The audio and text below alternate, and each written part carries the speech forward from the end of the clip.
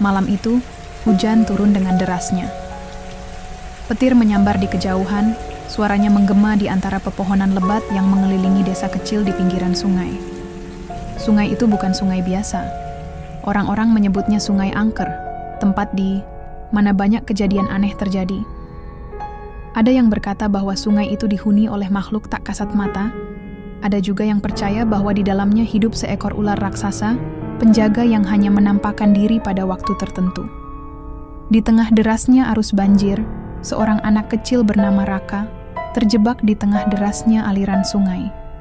Ia hanyut setelah tanah di tepi sungai yang ia pijak longsor, membuat tubuh kecilnya terperosok ke dalam air yang bergolak. Ia menjerit, mencoba meraih sesuatu, tapi tak ada yang bisa ia pegang. Air dingin membungkus tubuhnya, menariknya semakin jauh dari desa. Warga yang melihat kejadian itu panik. Mereka berteriak, memanggil nama Raka, mencoba mencari cara untuk menyelamatkannya. Namun, tak seorang pun berani masuk ke dalam sungai yang tengah mengamuk. Mereka tahu, tak ada yang bisa melawan derasnya arus, apalagi dalam kegelapan malam seperti ini. Raka meronta, kepalanya muncul sebentar ke permukaan sebelum kembali tenggelam. Ia merasa sesak, tubuhnya melemah, dan dalam pikirannya, mungkin ini adalah akhir dari segalanya. Tapi tiba-tiba, di saat ia hampir kehilangan kesadaran, sesuatu yang besar muncul dari dalam air. Sesuatu yang hitam berkilau, melingkar di sekeliling tubuhnya. Sejenak, ia merasakan hangat, berbeda dengan dinginnya air yang menusuk. Ketika ia membuka matanya yang buram, ia melihat sesuatu yang tak pernah ia bayangkan sebelumnya. Seekor ular raksasa, lebih besar dari yang bisa dipikirkan oleh seorang anak kecil seperti dirinya. Ular itu mengangkat tubuhnya perlahan dari derasnya arus.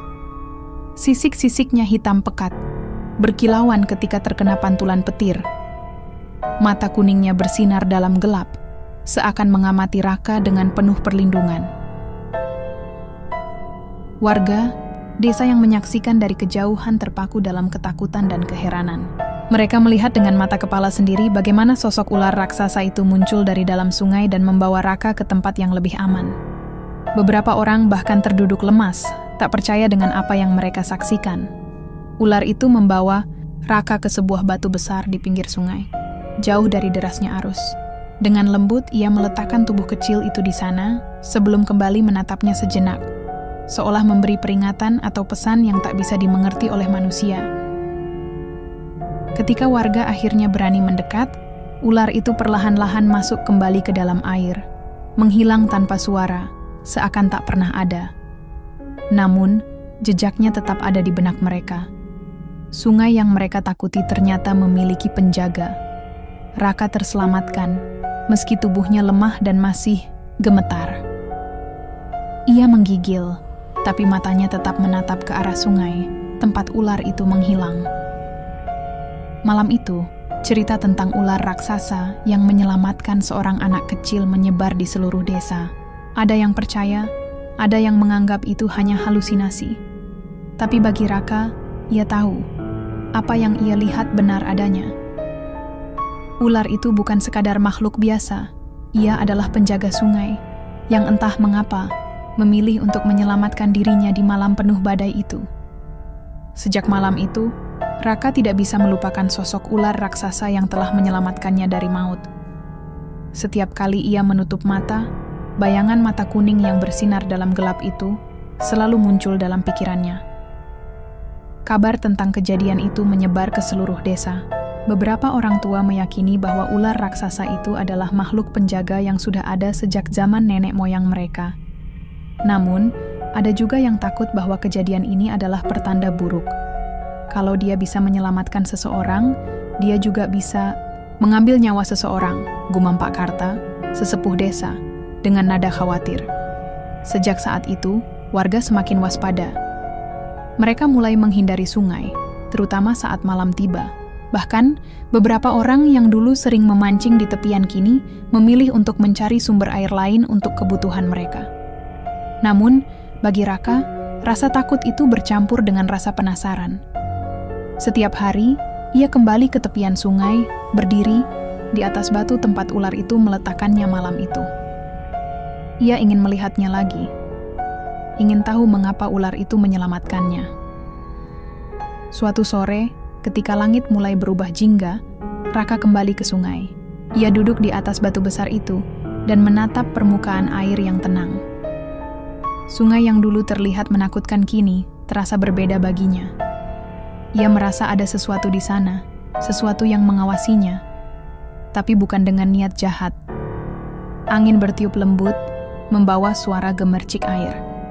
Tiba-tiba, dari dasar sungai yang dalam, muncul gelembung-gelembung besar.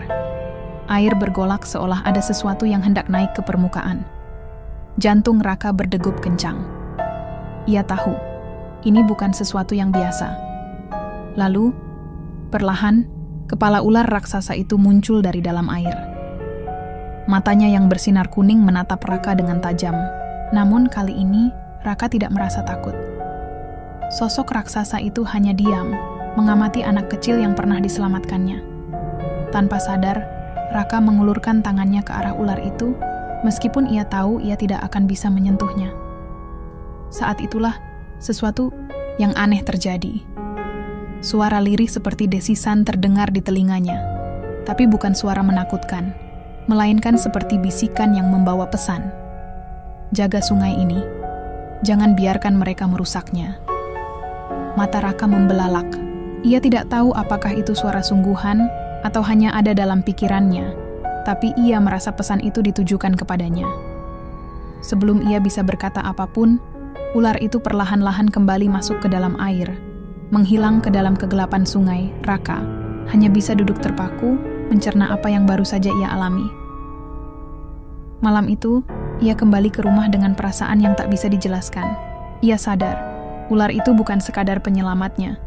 Ia adalah penjaga sungai yang meminta bantuannya. Dan mulai saat itu Raka tahu bahwa ia memiliki tugas yang lebih besar. Sungai itu bukan hanya sekadar tempat yang angker, bukan sekadar legenda yang diceritakan turun-temurun. Sungai itu memiliki nyawa, dan sekarang Raka adalah bagian darinya. Sejak malam itu, Raka merasa ada ikatan yang tak terlihat antara dirinya dan sungai. Ia mulai memperhatikan hal-hal yang sebelumnya ia anggap sepele. Ia melihat bagaimana beberapa warga desa membuang sampah ke sungai, bagaimana air yang dulu jernih kini mulai keruh. Raka teringat pesan yang ia dengar dari ular raksasa. Jaga sungai ini, jangan biarkan mereka merusaknya. Ia masih kecil, tapi ia tahu ia harus melakukan sesuatu. Pada suatu pagi, Raka mendatangi Pak Karta, sesepuh desa yang dihormati banyak orang. Dengan suara lirih tapi penuh keyakinan, ia menceritakan semua yang ia alami, tentang ular raksasa yang menyelamatkannya, tentang bisikan yang ia dengar, dan tentang kondisinya yang semakin gelisah melihat sungai yang perlahan tercemar. Pak Karta terdiam cukup lama, memandang Raka dengan mata penuh pertimbangan. Kemudian, ia menarik napas dalam-dalam dan berkata, "Dulu, kakekmu pernah mengatakan hal yang sama, Nak. Sungai ini memang punya penjaga, tapi tak banyak yang percaya hingga mereka mulai merusaknya." Raka terkejut. Jadi kakek juga pernah bertemu dengannya? Pak Karta mengangguk pelan. Ia tidak pernah melihatnya secara langsung, tapi ia mendengar suara yang sama. Kakekmu selalu berpesan untuk menjaga sungai ini, tapi setelah ia tiada, pesan itu mulai dilupakan. Raka menggigit bibirnya. Ia tak ingin penjaga sungai itu kecewa. Dengan keberanian yang ia kumpulkan, Raka mulai berbicara kepada warga desa.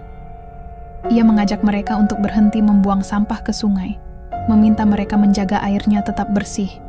Awalnya, banyak yang menertawakannya. "Kau ini cuma bocah, Raka. Mana mungkin sungai bisa marah?" ujar seorang lelaki tua. Namun beberapa orang mulai berpikir, mereka tahu sungai itu memang telah lama menjadi sumber kehidupan bagi mereka. Dan mereka juga tahu, setiap kali mereka melanggar aturan alam, bencana selalu datang. Entah itu banjir besar, entah itu kejadian aneh yang tak bisa dijelaskan. Seiring waktu, perlahan-lahan kebiasaan warga mulai berubah. Mereka berhenti membuang limbah ke air, mereka mulai menanam pohon di tepi sungai untuk mencegah longsor. Anak-anak seusia Raka mulai bermain di sekitar sungai dengan lebih hati-hati, tidak lagi merusak apa yang ada di sekitarnya. Dan sungai itu seolah merespons perubahan itu dengan caranya sendiri. Airnya yang dulu keruh perlahan kembali jernih. Ikan-ikan kecil mulai bermunculan lagi, berenang di antara bebatuan yang sebelumnya tertutup lumpur dan sampah. Suatu malam, Raka kembali berdiri di atas batu besar di tepian sungai. Ia menatap air yang kini tenang, memantulkan cahaya bulan dengan indahnya. Lalu, tanpa suara, dari dalam kegelapan air, sepasang mata kuning itu kembali muncul. Ular raksasa itu menatap Raka dengan sorot mata yang berbeda, bukan lagi sebagai penyelamat, tetapi sebagai sesuatu yang lebih dalam, sebagai sekutu. Tidak ada suara bisikan malam itu, tidak ada pesan yang terdengar di telinganya. Tapi Raka tahu, penjaga sungai itu telah menerima usahanya. Sungai itu akan tetap hidup, dan ia akan selalu menjaganya.